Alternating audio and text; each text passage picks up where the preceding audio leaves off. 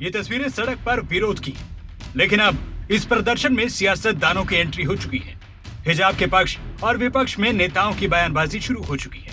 विवाद का चिन्ह सियासी गलियारों में खूब घूम रहा है। केंद्रीय मंत्रियों से लेकर कई राज्यों में हिजाब पर सियासी रोटियां सेकी जा रही हैं।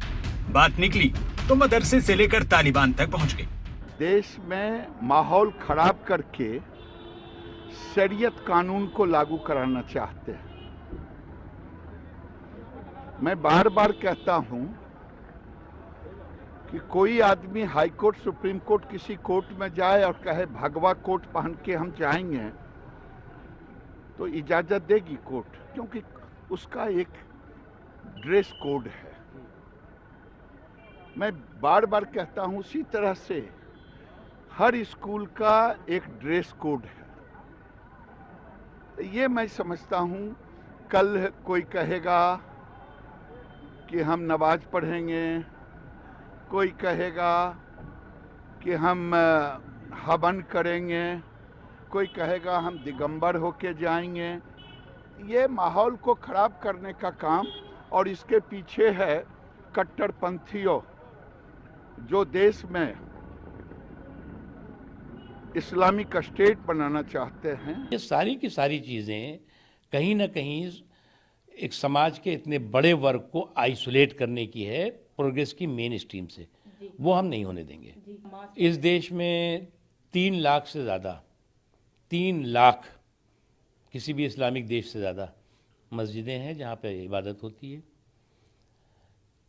और लगभग जो है उतने ही धार्मिक स्थल हैं, दरगाहें होंगी, इमाम बारगाहें होंगी या और अन्य स्थान होंगे, ईदगाहें होंगी। आपको कमी है क्या यहाँ नमाज पढ़ने की कि आप स्कूल के क्लासरूम में ही घुस करके करेंगे?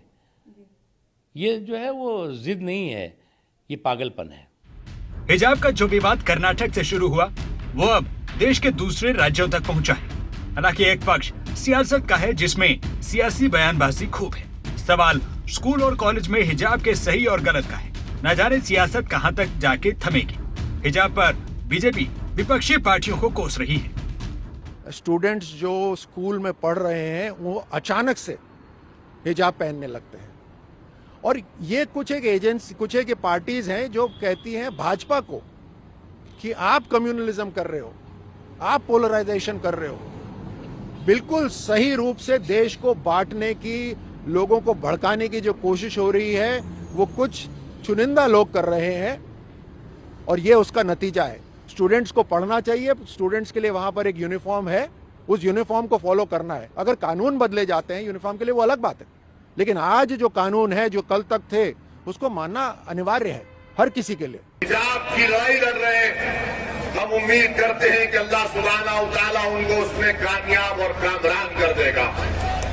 जो हिजाब की लड़ाई एक बुनियादी हक है और सुप्रीम कोर्ट का फैसला है कि सुप्रीम कोर्ट ने पुर्तुस्वामी जजमेंट में कह दिया कि कोई सरकार ये तय नहीं कर सकती कि हम क्या खाएंगे और क्या पिएंगे, क्या पहनेंगे, क्या खाएंगे।